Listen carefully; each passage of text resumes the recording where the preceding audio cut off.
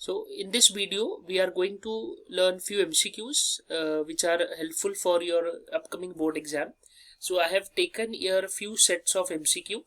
Each set will have 10 questions based on previous year board pattern. So here we will cover few previous year board questions also, MCQs, and there are few new type of questions also, so that it will be helpful to you for the upcoming board exam.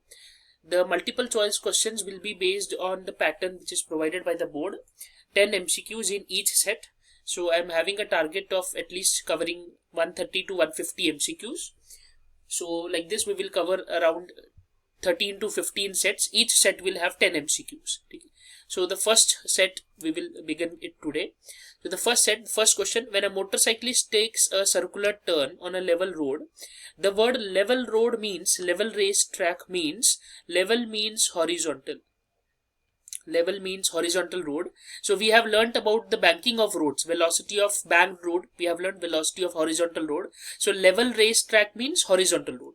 The centripetal force is dash. So if you recall the derivation, in the derivation of horizontal road, we know that centripetal force is equal to the force of friction. So what will be, it will be equal to the frictional force. That is answer C. Answer is option C. The frictional force between the tires and the road. So this is nothing but apart from the derivation. From derivation, when we derive this expression for horizontal road, if you know the derivation, you know that centripetal force is balanced by the force of friction. mv square by r is equal to mu mg. Okay, so this is what they are asking. If the centripetal force is given, the centripetal force will be equal to what? So it will be equal to the frictional force. Next, second. If the length of the simple pendulum is doubled, keeping its amplitude constant, its energy will be. What will happen to the energy if its amplitude is kept constant?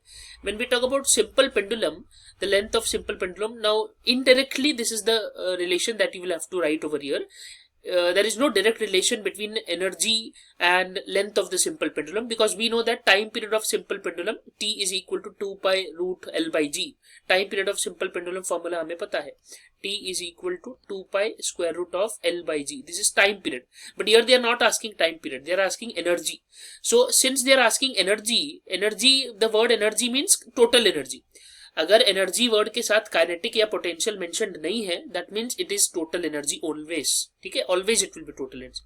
So total energy of oscillation, total energy of oscillation is equal to half k A square. Oscillations में total energy का derivation पढ़ा है हमने, half k A square होता है.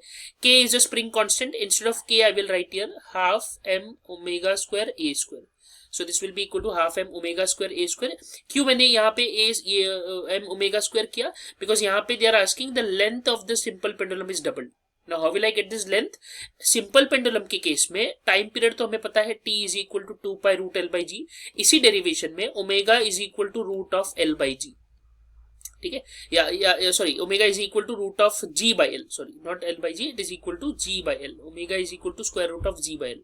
सो this is the formula for omega. ठीक है, root of G by L होता है. सो ओमेगा स्क्वायर कितना हो जाएगा? Omega square will be equal to G by L. So यहाँ पे ओमेगा स्क्वायर है ना, so this will be equal to half m into g by l into A square. So what do you see? Energy का अभी आ गया, energy और length के बीच में रिलेशन. इस वाले फॉर्मूला में तो एनर्जी लेंथ नहीं था कुछ भी. ठीक है, तो इस फॉर्मूला से टोटल एनर्जी एंड लेंथ में relation. So how can you see total energy and length are related? So total energy is inversely proportional to length. Now since total energy is inversely proportional to length, come back to the question. The length is doubled. अगर length double हो गया तो kinetic energy will be halved. C option. Next, in a single slit diffraction pattern, which of the following are equal?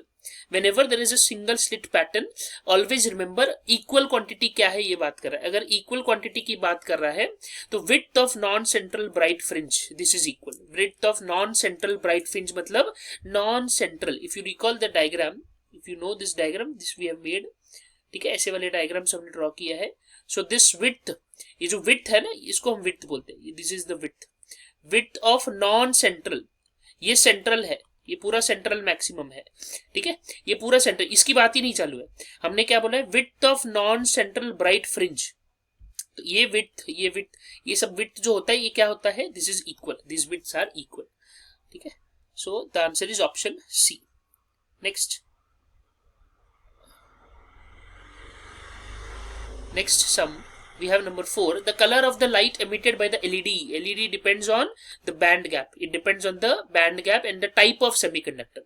Band gap and the type of semiconductor material. Semiconductor material. ठीक है, ये याद रखना. This is a theory question. Text book पढ़ेंगे, text book read करेंगे तो you will directly get this answer. So the LED depends on the band gap of the material. The Bernoulli's principle which is conserved. Okay, इधर 3 ही option है. D will be suppose none of these. So answer is C, energy is conserved. ठीक है, the energy is conserved. Bernoulli principle is based on conservation of energy. ठीक है, so if you see the MCQs are similar to that of textbook वाले MCQs है. Some if you read a textbook you will easily able to get the answer. ठीक है, थोड़ा basic knowledge भी रहेगा तो you will be able to tackle. 10 में से 5 तो आ ही जाएंगे. ठीक है, next is the resolving power of a telescope of aperture 100 centimeter. Aperture is given. Aperture is denoted by D. D का वैल्यू दिया है 100 सेंटीमीटर. इसको कन्वर्ट करेंगे 100 into 10 का पावर -2 मीटर.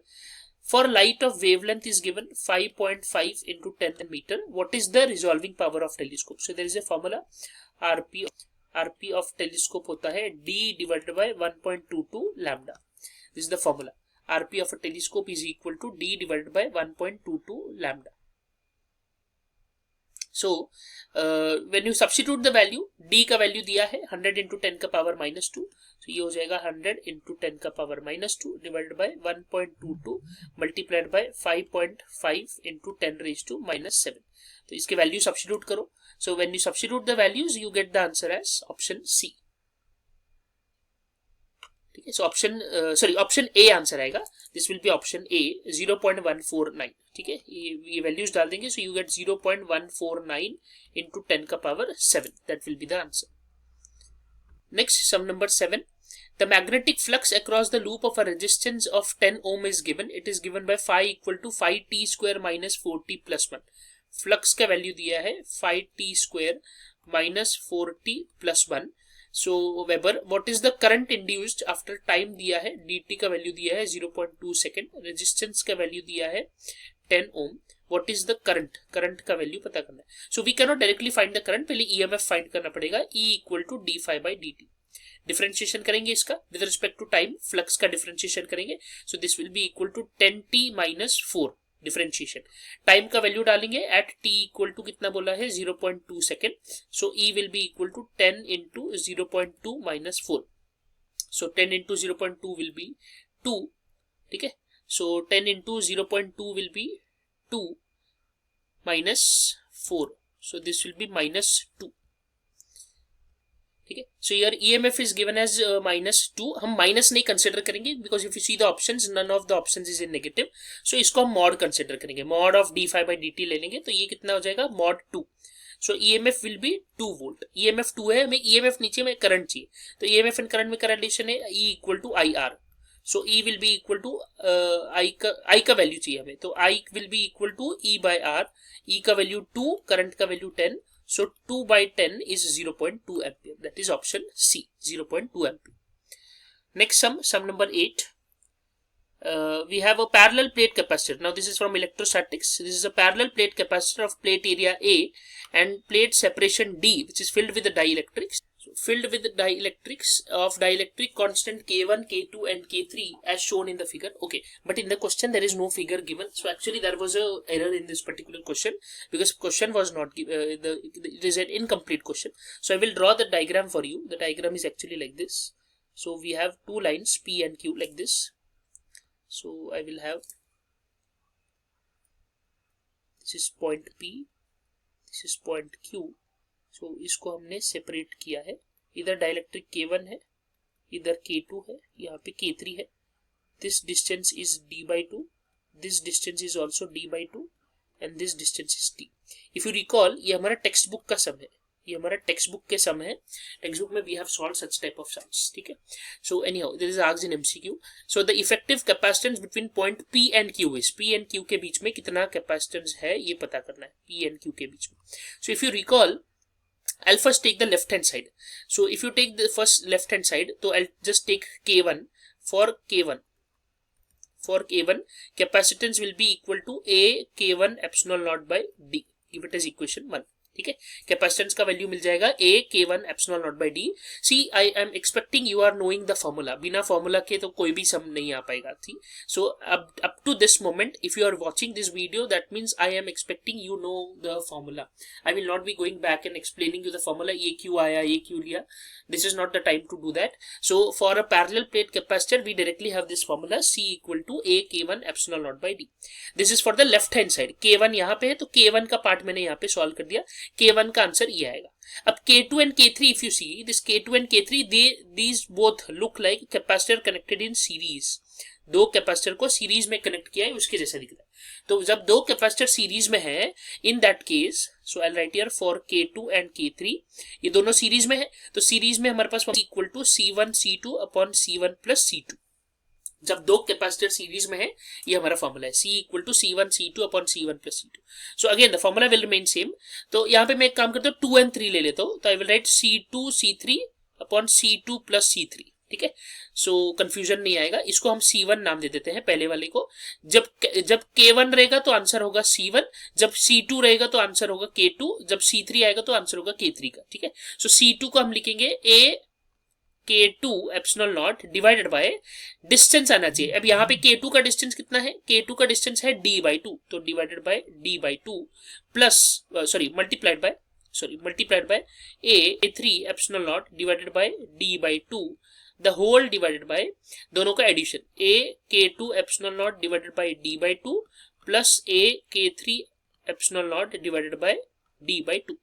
अब क्या करेंगे यहाँ पे, सो देयरफॉर C हो जाएगा C equal to A square epsilon naught square K2 K3 divided by D/2 the whole square.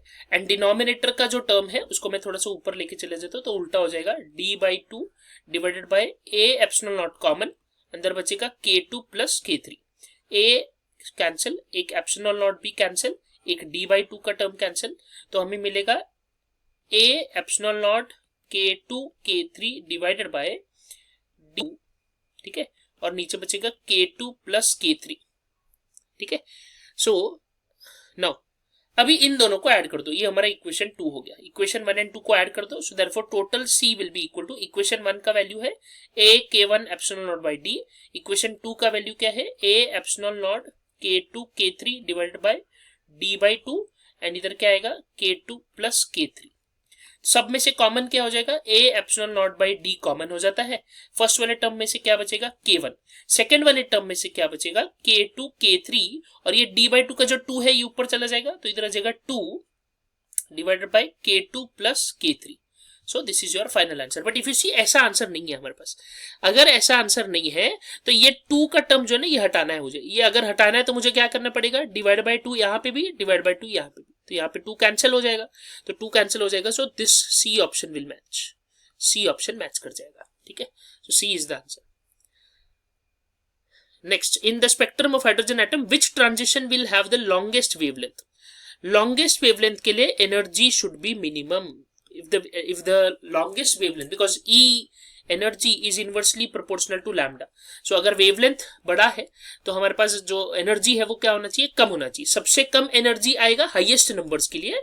So 8 and 7 का एनर्जी जो होगा वो ज्यादा होगा. Next sum, last sum for this particular set. We have a mass of proton is given. The proton enters the magnetic field. The proton will enters the magnetic field of 2 Tesla. So magnetic field दिया है, mass दिया है, magnetic field दिया है, angle दिया है, theta दिया है.